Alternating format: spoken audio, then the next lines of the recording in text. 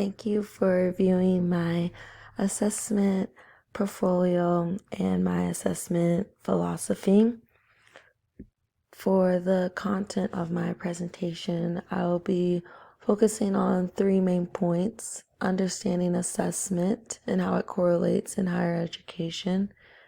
The second point, effective assessment strategies and how they are brainstormed through stockholders. And thirdly, of course, how they would be implemented in higher education within that institution. Through my presentation here, I will be utilizing the example institution of Queen University of Charlotte in North Carolina and pinpointing on some of the different tactics they take when it comes to the assessment focused strategies to better student learning.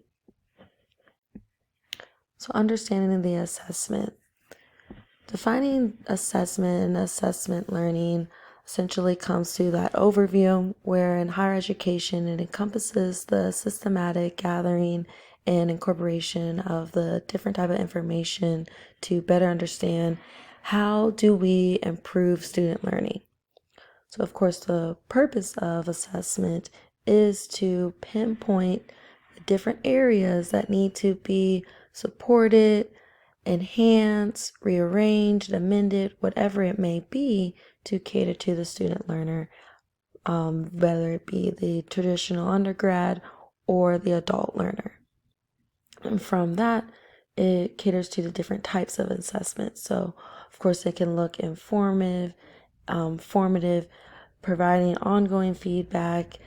It just tries to better understand and tries to better execute the evaluation of student learning.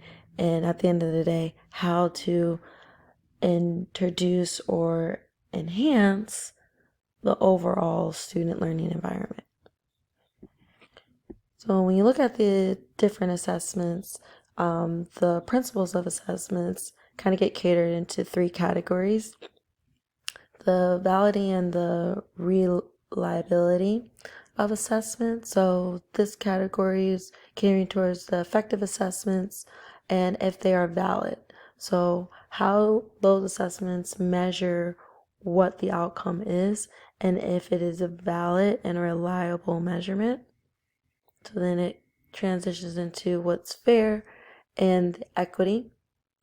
So the assessment practices have to be fair and equitable. And fair and equitable means that, for example, if you were in a flight rate or an inner city institution where their access is limited to, for example, maybe technology. We'll just use that as an example, where maybe you have the comparison of a different institution, which maybe is in more an affluent neighborhood, city, etc., where they have rising and improving technology. So how do we assess those individuals, those students within that? Well, the assessments have to be fair. So it can't be biased away in one favor. And of course, they have to be authentic. It can't be it can't be a factual assessment if it has uncredibility components to it. It has to be able to challenge the students, and if they're encountering this, they want to be able to mirror it in their future careers.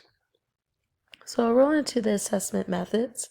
You can take that traditional method where you have the exams, you have the quizzes, where it's a little bit more of that very cookie cutter type of exams or type of assessments.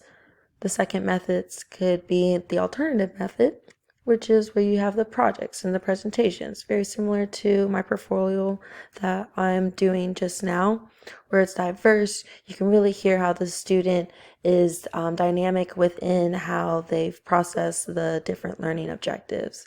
And that third way would be the technology way.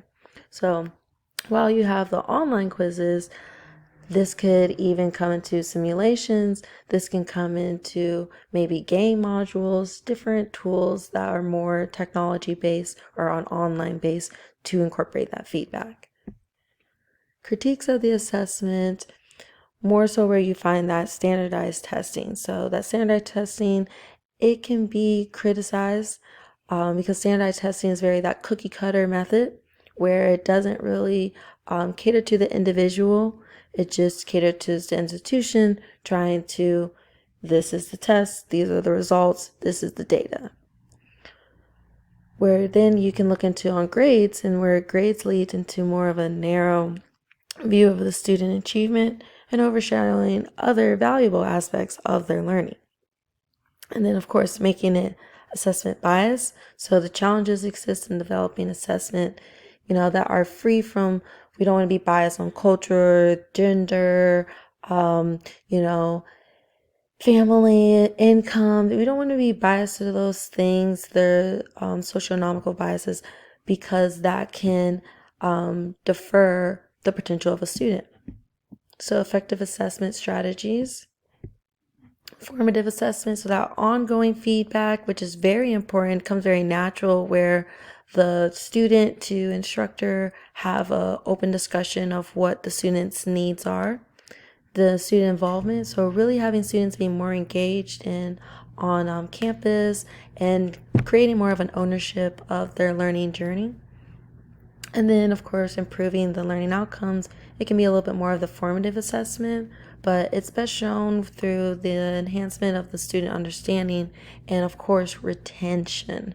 So the more that we can recruit, great, but the more that we can retain and keep those students there and keep them happy, the better the outcomes would be.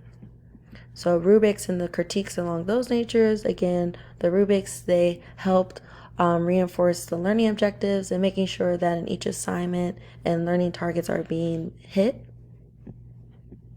So where your peer and your self-assessment comes into play, peer collaboration is great. It's good to emphasize that. That's what students would encounter in their future careers once they get into the quote-unquote real world. It brings more of this cognitive expansion and development. So knowing one's self-assessment promotes, student reflection on what they're learning, and again fosters more of that self-awareness and anatomy and autonomy awareness. And then, of course, it brings a diverse perspective. So the more that you can think in different pathways and different avenues, the more diverse you can cater towards that individual. The feedback strategies, they should be timely. They should be pretty much immediate. That way the student knows, okay, this is what I'm doing good. This is what I need to improve. And it needs to be constructive. It shouldn't be just all bad. We like to say, make it a positive sandwich. For every, 2 things that they could critique, give 3 things of a good compliment. So they have that good encouragement.